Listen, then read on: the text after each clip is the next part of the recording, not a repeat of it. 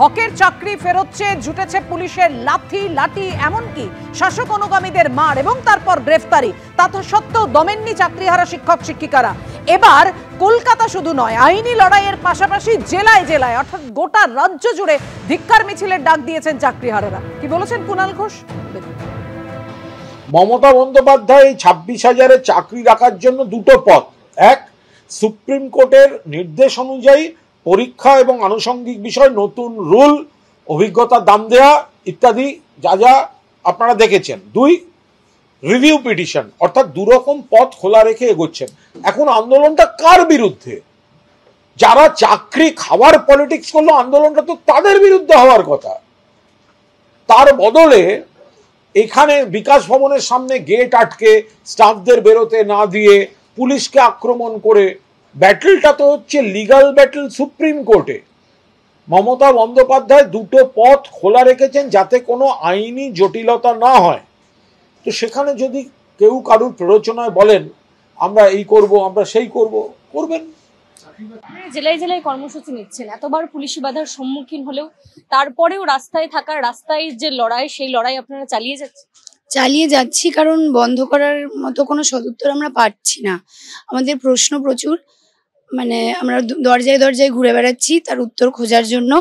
কেউ ক্ল্যারিফিকেশন দিচ্ছে না। যতক্ষণ ক্ল্যারিফাই না করবেন আমাদের আন্দোলন তো চালাতে হবে, দুদিকেই চালাতে হবে, আমাদের লিগালিও চালাতে হবে, রাস্তার আন্দোলনও যেমন চলছে তেমন চলবে। বিজ্ঞপ্তি প্রকাশ হয়ে গিয়েছে, আপনারা কি পরীক্ষায় বসবেন? পরীক্ষায় বসবো কি বসবো না তার আগেও যেটা প্রয়োজন, বিজ্ঞপ্তি এবং গেজেটে যে লুফোলস গুলো আছে সেগুলো ক্লিয়ার হতে হবে। আমরা তো ক্লিয়ারই নই অনেক কিছু, যে আমরা কিছু বেনিফিট পাচ্ছি কিনা, শুধুই আমরা বেনিফিটেড হচ্ছি কিনা। সম্পূর্ণ যোগ্য হওয়া সত্ত্বেও আমাকে দ্বিতীয়বার একই পোস্টের জন্য নিজেকে প্রুফ করতে হচ্ছে। আমাকে আমার বেনিফিটটা তো বুঝে নিতে হবে। ওখানে কোথাও লেখা নেই যে টেন্টেডরা পরীক্ষা দিতে পারবে না, যাদেরকে 12% হারে টাকা ফেরত দিতে বলা হয়েছে বা টার্মিনেট করতে বলা হয়েছে। যদি ওপেন টু অল হয় তাহলে they will get new roll numbers. তাহলে how will you identify who are tainted? তার কোনো লিস্টও নেই। কিন্তু তাহলে এইরকম একটা যোগ্যরা পরীক্ষায় বসে যাবেন বলে আশঙ্কা? অবশ্যই আশঙ্কা করছি। এবং সেক্ষেত্রে আমি কেন আবার বসবো?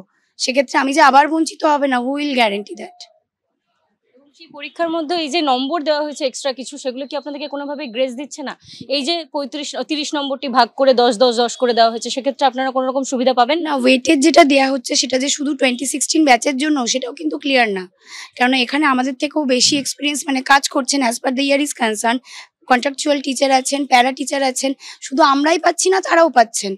কোনো কিছুই তো ক্লিয়ার নয় আমাদের কাছে। এই লুফোলস গুলো আগে ক্লিয়ার হতে হবে, তারপরে ওবিসি। হ্যাঁ, ওবিসি বিজ্ঞপ্তি প্রকাশ হলেও পরীক্ষা নিয়ে তারা এখনো পর্যন্ত আশ্বস্ত নন যে সেটা স্বচ্ছভাবে হবে কিনা, নিয়োগ স্বচ্ছভাবে হবে কিনা, এবং সেখানে অযোগ্যরা সেই পরীক্ষায় বসবেন কিনা সেই বিষয়ে তাদের কাছে কোনো রকম স্পষ্ট বার্তা নেই। সে কারণেই কিন্তু তারা পরীক্ষায় অনীহা প্রকাশ করছেন এবং জানাচ্ছেন যে রাজ্য জুড়ে তারা ছড়িয়ে দেবেন তাদের সঙ্গে কিভাবে বর্বরচিত ব্যবহার করা হয়েছে এই সমস্ত আন্দোলন করতে গিয়ে। এবং গতকালের যে ঘটনার সাথে সাথে প্রত্যেকটি বিষয়ে রাজ্য জুড়ে ছড়িয়ে দিতে জেলায় জেলায় কর্মসূচির ডাক দিচ্ছেন আন্দোলনকারী চাকরিহারা শিক্ষক শিক্ষিকারা।